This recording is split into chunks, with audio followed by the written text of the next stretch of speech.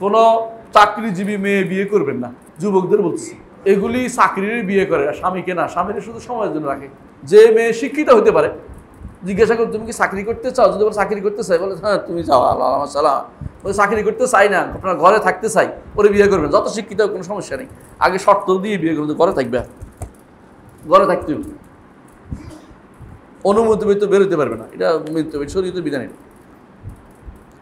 ব্যাংকার মেয়েকে বিবাহ করা যাবে কি? ব্যাংকার মেয়ের কাজ হলো মুখের মধ্যে লাল লাখিয়া মানুষের আকৃষ্ট করা, আসিন আসিন আমার দেখে যাক ছবি, সেগুলি এগুলি কৃষি বিয়ে করবেন, আউযুবিল্লাহ।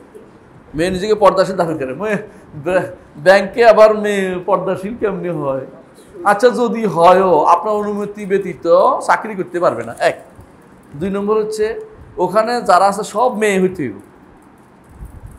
ব্যাংকে যে চাকরি করে, ব্যাংকে মেয়েদের শাখা, এটা হচ্ছে চলে যায় আছে। হ্যাঁ, পুরুষদের মধ্যে মহিলা একটা বসে আছে, আর জায়েজ কেমন মনে করেন? পুরুষদের কি কিছু নাই? আউযুবিল্লাহ, শয়তানের কারসাজি। মেয়েদের জন্য নার্সিং পেশা সম্পর্কে একটু বলুন। মেয়েরা তো নার্সিং করবে, ভালো কাজের কি করবে, কিন্তু মেয়েরা নার্সিং করবে মেয়েদেরকে, পুরুষরা পুরুষদেরকে, বুঝে আসছে?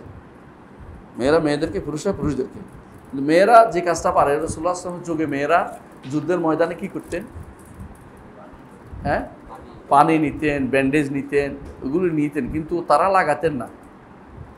অচেতন হলে আলাদা কথা, চেতন থাকলে তারা লাগাতেন না, পুরুষরাই লাগাতেন। তারা যে কাজটা করতে পারে, সহযোগিতা করতে পারে, সহযোগিতা করতে পারে, এই জন্য তারা একটা নাজায়েজ নয়, এটা তাদের জন্য বৈধতা আছে। তবে যেন পর্দার খেলাপ না হয়, এটা অবশ্যই তাদেরকে খেয়াল রাখতে হবে। জি, পর্দা বিরোধী হলে জায়েজ নেই। ব্রাকের আইটি সেক্টর এর কাজ করা যাবে কি? ব্রাক এই দেশে শয়তানি সব ছড়াচ্ছে ব্রাকে, এই জন্য ব্রাকের সাথে কোনো রকমের যোগাযোগ রক্ষা করা যাবে না।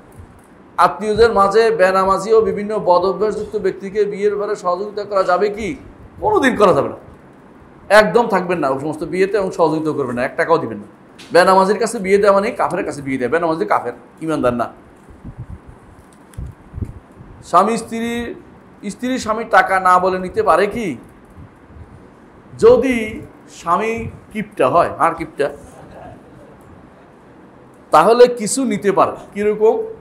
যেটা দিয়ে তার সে নিজে চলতে পারে, তার সন্তানরা চলতে পারে, কিন্তু কিছু বাপের বাড়ি পাঠাইতে পারে, এটা হইবে না। মানে 3টা করতে পারবে, 2টা করতে পারবে, নিজে এবং নিজের পরিবার। 3টা করতে পারবে না, বুঝছে? 3টা করতে পারবে না, 2টা করতে পারবে। হ্যাঁ, গোপাল ভাঁড়ের স্ত্রীর মতো হইতে পারবে না, 2টা করতে পারবে, অর্থাৎ নিজে এবং নিজের পরিবারকে খরচের জন্য টুকু লাগবে, বিল মারুফ, প্রচলিত নিয়মে।